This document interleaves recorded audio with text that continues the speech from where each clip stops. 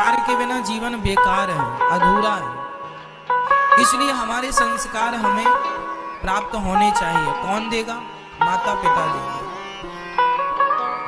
आप अपने बच्चों को संस्कार देते हैं कि नहीं मैया जी? थोड़ा सा समय निकाला करो और बच्चों को संस्कार दिया करो। संस्कार क्या होते हैं? हर बार बच्चों की जिद पूरी करने की जरूरत नहीं है। आप लोग बच्चों की जिद पूरी कराते रहते हैं। बच्चे ने जरा सी जिद कर ली, आपने पूरी कर दी। अरे लाला रो मत, रो मत, लाला रो मत।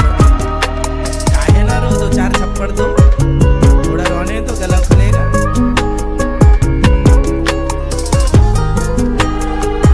जिद पूरी करना जरूरी नहीं। अब जैसे छोटे छोटे बच्चे माँ बाप से मोबाइल की डिमांड करते हैं और मम्मी ने तुरंत खोल कर दे दिया। आज आपने ये जिद पूरी की, कल कुछ और जिद पूरी करोगे। फिर बच्चों को लगेगा कि हमारी मम्मी तो हमारी सारी जिद पूरी करती है, तो फिर वो जिद कर करके वो जरूरत पूरी कराएगा। और कभी मना किया तो फिर बच्चा तुम पर हावी हो जाएगा, आग दिखाएगा। कितने बच्चे ऐसे हैं जो अपनी माँ को मारते भी हैं, लिपट पड़ते हैं। जिद पूरी ना करो तो गुस्सा करते हैं और लिपट जाते हैं अपनी माँ से। हाथ उठाते हैं बच्चे अपनी माँ पर। क्यों? आपकी भी गलती है। बच्चों को सबसे पहले कौन सा पाठ सिखाना चाहिए? शिष्टाचार, बड़ों की रिस्पेक्ट, बड़ों का सम्मान, ये सिखाओ। आज हम देखते हैं लोग बड़ों का सम्मान नहीं करते। बड़ों का सम्मान करना छोड़ दोगे तो हमारी संस्कृति नष्ट हो जाएगी। इसलिए मेरी माँ, पहली जिम्मेदारी हम सबकी है कि हम अपने बच्चों को बड़ों का सम्मान करना सिखाएं। कोई भी घर में बड़ा आए, अतिथि आए, उनके चरण छुओ बेटा, जाओ दंडवत करो, प्रणाम करो, हाथ जोड़कर। छोटे छोटे बच्चों से बताओ कि ये तुमसे बड़े हैं, पांव छुओ इनके, चरण दबाओ इनके, सेवा करो। सेवा का भाव बचपन से लाकर खड़ा करो। अपने बच्चों को लेकर के फुटपाथ पे जाया करो, गरीबों के बीच में, उन दुखिया लोगों के बीच में जाया करो जो आज घास की कुटिया बना करके अपना जीवन यापन कर रहे हैं, झोपड़ियों में रह रहे हैं।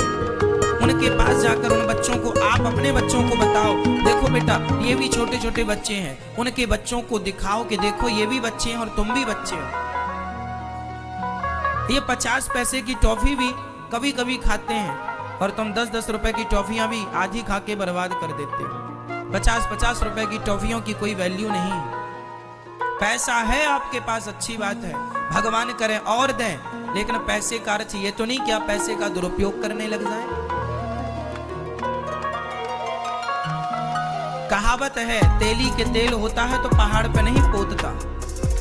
कहावत है। जीवन में संस्कार देने से आएंगे और ना देने से कुछ नहीं, करने से सब होता और ना करने से कुछ नहीं होता। संस्कार ही सबसे बड़ा धन है आपका। कोई ये नहीं पूछेगा कि तुम्हारे बैंक में कितना पैसा है, जमाना यही पूछेगा तुम्हारा बेटा क्या करता है, तुम्हारे बेटे का आचरण कैसा है, व्यवहार कैसा है। जब आप किसी के बेटे को देखते हैं ना और वो बेटा बिल्कुल संस्कारहीन है, समझ के लग जाता, अरे राम पैसे ही कमाया है, संस्कार वंस्कार तो दिया नहीं। पैसे कमाना बुरा नहीं है, पर पैसे की दौड़ में कहीं इतना आगे ना निकल जाना कि जो संस्कार देने थे वही रह जाए। ठीक है? आज हम बच्चों को देखते हैं, बड़े बड़े बच्चे, पढ़े लिखे, समझदार, ये अपने से बड़ों का सम्मान नहीं करते।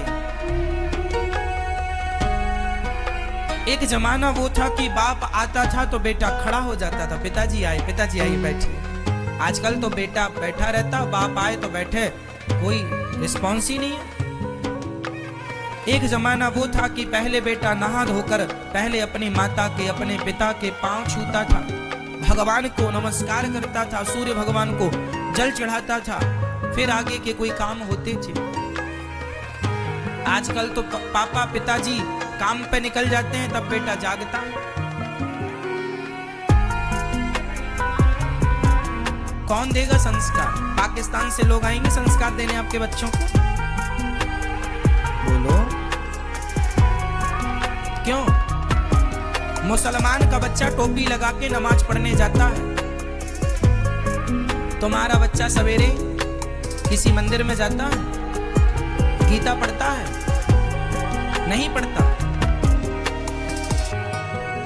कल को तुम्हारा बेटा ही अपने धर्म का ज्ञान ना रखने के कारण कल तुम्हारा बेटा ही कहीं हिंदू से कहीं मुसलमान ना बन जाए और कहीं वो क्रिश्चियन ना हो जाए, कहीं धर्म परिवर्तन ना कर ले। भाई स्वयं के धर्म का नॉलेज ना होने से, स्वयं के धर्म का ज्ञान ना होने से वो जो सुनेगा वो कर लेगा। इसलिए उसके धर्म का नॉलेज, आपका धर्म, आपकी जिम्मेदारी है कि आप अपने बच्चों को अपने धर्म की बातें बताएं। बेटा ये हमारे राम है, ये हमारे कृष्ण है, राम जी क्यों महान है बताओ अपने बच्चों को। राम जी ने कौन से काम किए जिससे वो महान हो गए बताओ अपने बच्चों को। यही संस्कार है कि राम जी ने अपने मर्यादा का उल्लंघन नहीं किया, माँ बाप की आज्ञा का उल्लंघन नहीं किया। माँ ने कह दिया कि वनवास जाना है, एक बार भी पलट कर नहीं कहा मैं क्यों जाऊं, मेरी गलती क्या है। बोलो क्या राम जी नहीं कह सकते थे कि मुझे क्यों भेज रही हो माँ वनवास, मैं क्यों जाऊं? राम जी नहीं जाते तो क्या कह के जबरदस्ती भेज पाती? लेकिन नहीं, धन्य है वो राम जो माँ की आज्ञा का पालन करते थे, भले वो सौतेली माँ क्यों ना हो। ये संस्कार कहां से आएंगे? रामचरितमानस से। बताओ अपने बच्चों को कि भगवान राम के जीवन में एक दूसरी महिला आई थी, नाम था सूर्पनखा। उस महिला को देखकर राम जी ने, उसने कहा था कि तुम मेरे से विवाह कर लो, पर राम जी अपने धर्म से डिगे नहीं। ऐसा नहीं कि अपनी पत्नी को छोड़कर किसी नारी को देख लें, ये मर्यादा राम जी की है। ये चीजें अपने बच्चों को सिखाओ कि बेटा कितना भी धन कमा लेना, कितना भी वैभव पा लेना, पर अपने धर्म से ना हटना। धर्म से हट जाने पर हम धन का क्या करेंगे बताओ? बताइए हमारे जीवन में धन बड़ा है कि धर्म बड़ा है? जोर से क्या बड़ा है मेरी माँ, धन या धर्म? यदि आपके सामने दोनों रखे जाएं, एक तरफ एक स्त्री के सामने दूसरा पुरुष खड़ा किया जाए और एक तरफ एक पुरुष के सामने दूसरी महिला खड़ी की जाए और दूसरी तरफ आपके सामने धर्म रखा जाए, क्या पसंद करेंगे? धर्म को बचाना या ये भोगों का धन? आपके सामने पैसे के ढेर लगा दिए जाए सोना चांदी के और दूसरी तरफ आपका धर्म हो, क्या पसंद करेंगे? धन को या धर्म को? अरे धन तो वैश्या भी कमा लेती है अपना धर्म बेचकर, धर्म बेचने से भी पैसा मिल जाता है। क्यों जी? धर्म आप अपना बेच दीजिए, उससे भी आप पैसे कमा लेंगे। क्या वैश्या अपना धर्म बेच करके पैसे नहीं कमा रही है? तो पैसे तो वो भी कमा रहे हैं जो अपना धर्म बेच रहे हैं। तो पैसे के लिए मेरे भाइयों, मेरे भारतवासियों, पैसे के लिए, धन के लिए अपना धर्म ना गवा देना। धर्म तो इस धरती में इतना किसी के पास पैसा नहीं है कि उस पैसों से आपके धर्म को खरीदा जा सके।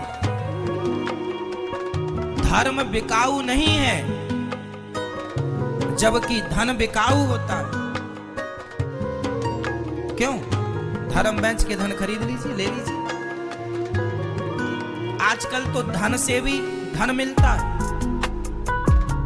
हाँ या ना? पैसों से पैसा मिल जाता है। वही बाजार में आप देखते हैं ना, 10 रुपए देंगे तो 10 रुपए में वो 8 रुपए के आपको सिक्के पकड़ा देंगे, चिल्लर फुटकर। तो पैसों से पैसे भी खरीदे जा रहे हैं।